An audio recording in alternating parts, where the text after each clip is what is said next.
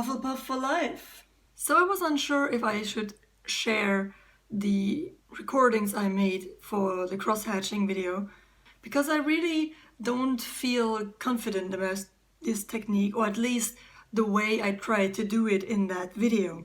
Now I asked you, dear viewers, if I should share this video, and the majority said yes, and that it would be interesting seeing not only the easy and successful exercises and practices, but also the ones that I struggle with, which is totally normal when you're doing art. You have stuff that you're comfortable to do and you have stuff that you're not so comfortable to do. That's why you practice. So, a month later, here's finally the edited version of this video. And hello everybody. Now you see me here with a different sketchbook than the one I am going to work in, because in this sketchbook is a drawing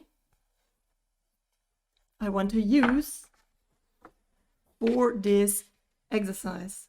Talking about this drawing. This is a drawing, I think I did it in 2016 or 17. I'm not 100% sure. So you can see it's a Kunari. I'm a huge Dragon Age fan and I'm already super hyped to get a PS5 with Dragon Age 4 once it is out, hopefully sometime next year.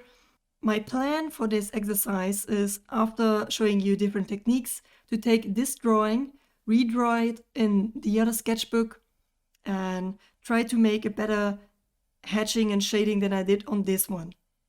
But anyway, we are going to work in this sketchbook. This is the last exercise we did. We are going to open a new page and start cross-hatching. You know, it is funny. There is never any sunlight out when I start preparing these videos, when I make the light setting and all the stuff. And as soon as I want to record, the sun comes out.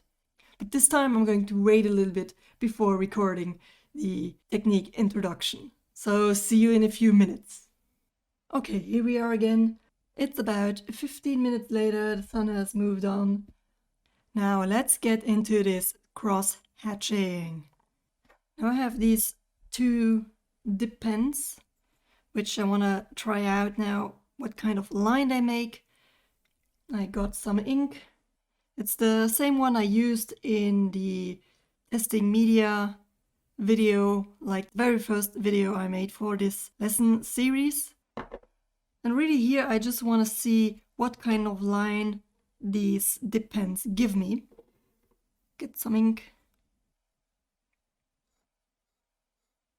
So this dip pen makes for quite a broad line, and that's something I would like to avoid, because I'm not going to work very big in this sketchbook, because it's just a DIN A5, I think. Yeah, it's a DIN A5 sketchbook, more or less.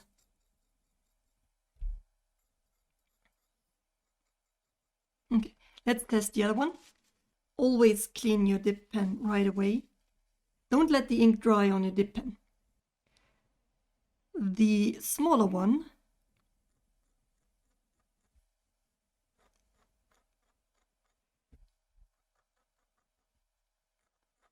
yeah, that's more the line thickness I want to go for.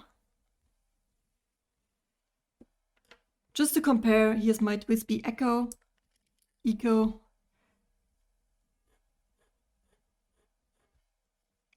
This one would make a more even line. And I think this ink is slightly more grayish. So for the sake of this exercise, I'm going to go with the thin dip pen. Now you've already seen me try out a little bit of cross-hatching here. I'm going to take you closer now and explain some basics. As the name of the technique already says, it is about cross-hatching, like crossing lines. So if you do this one, this would be only a hatched line. As soon as you start putting a second line in different direction onto this, it becomes cross-hatching. So the basic and the very traditional way of cross-hatching would be to have the first layer of lines, like your lightest shading layer, would be the vertical stroke. Then you would cross it with a horizontal stroke, which would give you like a perpendicular cross-hatching, like so. And then when you want to make deeper shading, like the next layer of shading, you go diagonally. In this case, would be this one. And then you can make a last layer of the other diagonal direction, which would be this one. And the closer you put your lines, the darker your cross-hatching will get. If you would do the same thing with lines that are further apart,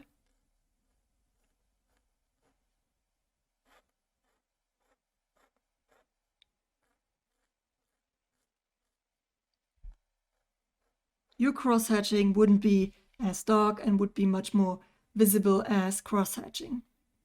Now, a lot of people also, if they want to have really dark layers, would also put even another cross-hatching stroke, which is not really horizontal and not really 45 degrees, but somewhere in between. So you could make this one even darker, also in the other direction again. And you could do this until it is just like a really black spot, like nearly as if you would have a clean out colored black, which is difficult to achieve with a very fine nib. And also scratches the paper a lot. Now this here, which I've shown you now, is really the basic of cross-hatching. Now let's say you have two forms. Let's make it more or less like two cylinders. Man, I see I really have to learn to use the dip pen a little bit more again. These are really bad cylinders, but they serve the purpose. Now you can decide to really take this technique serious and really just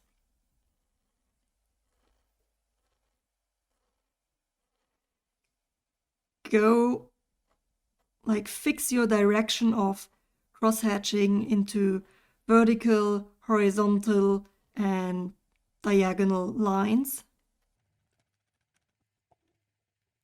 This is a possibility, but you can see it is very straight and unorganic. If you would like to have this more organically, you can use the same idea of the technique and go around the form. Like if you have a cylindrical shape, you would use your horizontal lines in a rounded version. The vertical lines stay vertical. And then the diagonal ones you can also use with a little bit of a curve in them. A and B are two different ways of approaching your cross-hatching picture or drawing. Once you decide for one way to use, it is not advisable, I would say, to change from A to B too much in one and the same drawing, because it would be weird if you have a cross-hatching where you follow the form or a cross-hatching which you lay flat onto the object. So these are two different things. It depends on what kind of results you want to have. A lot of tutorials tell you that A is a don't and B is a do. So like this would be the correct way to use it and this is not the correct way to use it. I would say there's no correct way. There's only the technique you choose and you follow through. Now I have roughly sketched this arm to visualize why sometimes B is the best choice to go. Because in this case, now you can decide to follow your form. And I have forgotten how scratchy a dip pen is. I'm going to just work with a few outlines here. The good thing about a dip pen, even though it is much more difficult to use, is that it has a variation of lines. Like this one is much thicker than this one, but it is the same pen used. And while if you have a felt tip pen,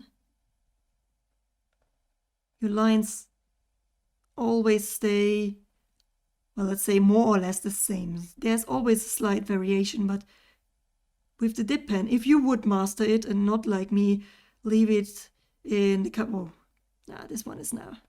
This finger is now ruined.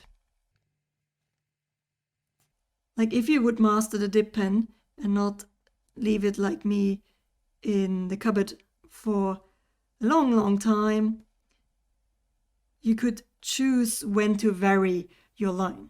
Now back to the cross hatching. Now that I've made a few outlines, if you would now cross hatch this biceps with the flat version, your biceps would also appear very flat. If you decide to follow the form,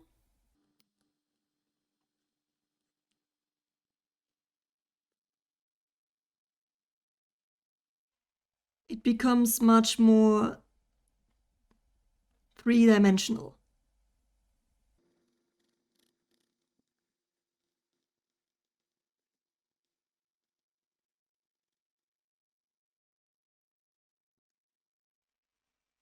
Whew!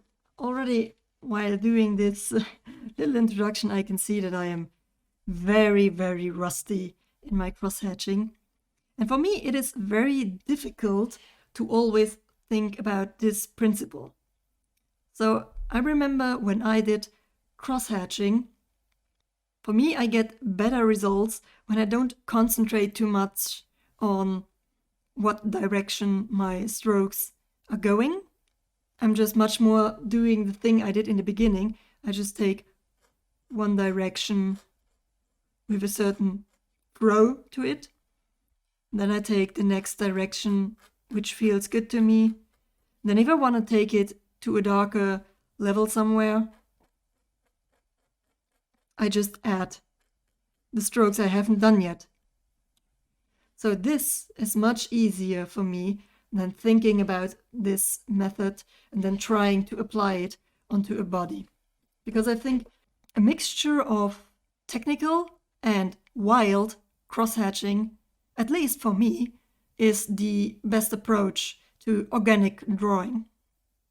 So now that I've seen it, even I am a little bit rusty in cross-hatching, let's start this with a little exercise to practice the technique.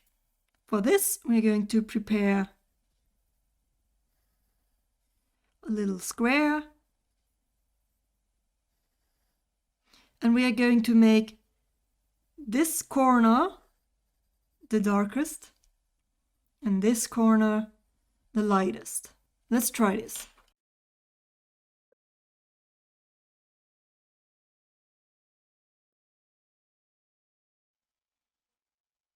So there you can see that in the dark corner, I tried to make more lines.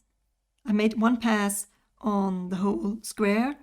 Then I made a second pass, which I didn't make as far as the first one, a third pass, a fourth pass, and on the left-hand side, where the dark corner is, I tried to make my strokes much closer together, and in this one they are wider apart. So not even are here fewer strokes, but they are also wider apart. Here are more strokes, more directions, and they are closer together. Another thing I have just noticed while doing this introduction video. There is a difference of not rushing yourself to make the strokes and still find a way to quickly and loosely work so that your lines stay of the same line quality. The very basic rule is don't rush yourself. Take your time and try not to make nervous stuff like I did here in this demonstration, but try to take your time to make your strokes confident. It's a little bit contradictory in itself, like don't rush yourself, but be quick enough. I think a better way to say is don't rush yourself, but be loose enough. So in these two things, I basically did the same thing, just that here I was very slow, and here I was still concentrated, but looser. But then again, if you get too quick and too loose,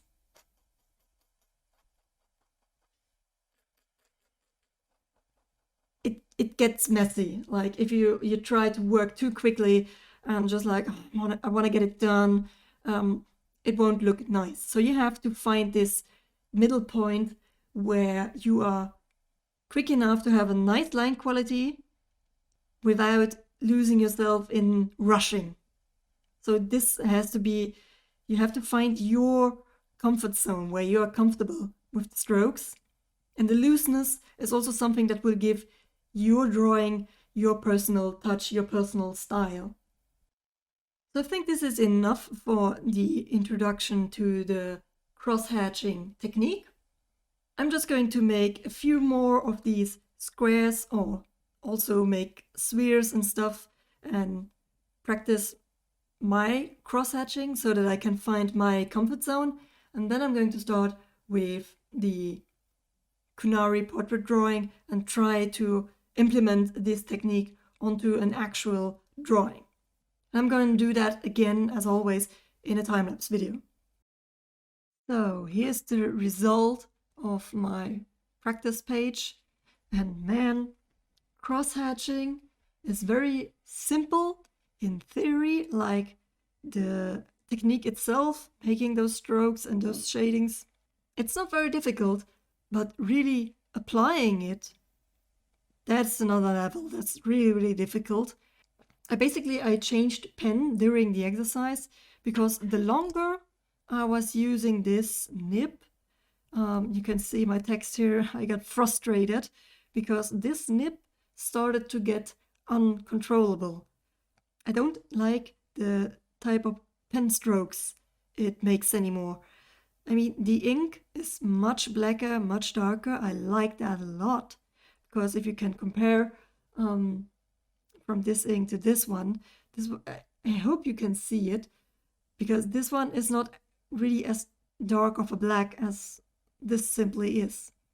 So I changed to the Twisby Echo, and it was much easier to use.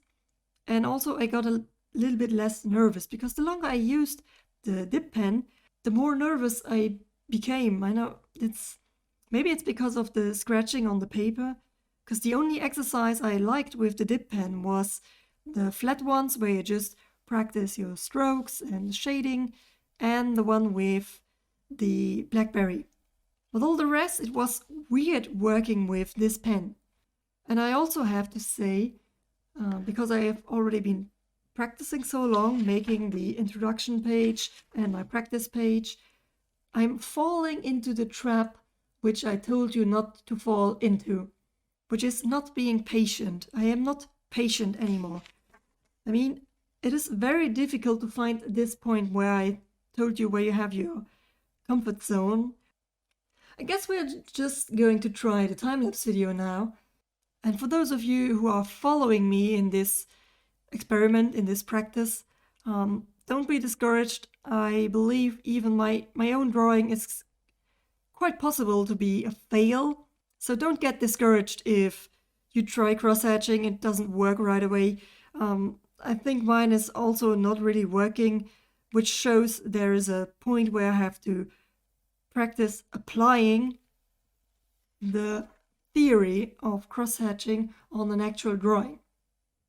Alright then, as you already know, I am not satisfied with the outcome of this drawing.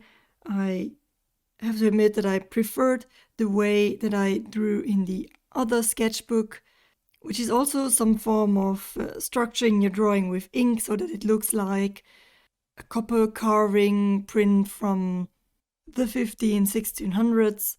But I really wanted to try and implement this basic theory of crosshatching, but somehow I feel the fact that I was concentrating so much on this having to build up layers with different stroke directions and concentrating on what directions I put them in, this blocked me so much. I felt not loose with the drawing, and in the end I really don't like the result I made. Because usually when I do something with ink, well, let's just say I am quite confident drawing with ink and stippling techniques or structuring technique or even hatching techniques, but somehow this time I totally failed. I think it doesn't look good, it doesn't have depth, anything. Also at some point I was so not having fun doing this that I fell into the trap I told you to try and avoid. I rushed things, so this is also a problem. Maybe if I had more fun with this drawing and with the technique, I wouldn't have rushed so much, and then this would have helped making a better piece in the end again. So all in all, I would say I have to try this again with maybe another motive, and also try and just make a hatched structure with ink as I always do, and not try to think so heavily about this theoretical stuff behind crosshatching, like first you put vertical strokes and then, I mean, this is good to know, this is good for practice, but somehow this did not help my drawing. I lost freedom, so I lost the fun, and I lost quality with that somehow. Or it's simply because I am not good at traditional cross-hatching and I can only use the hatching techniques I morphed into something that I can deal with. But there's only way to find out, which is repetition and trying to do it again and just practice, practice, practice. I hope you like this video anyway, even though I struggle a little bit with it, and that you can take some useful information for yourself out of it. I will see you next time with probably something a little bit easier. Bye!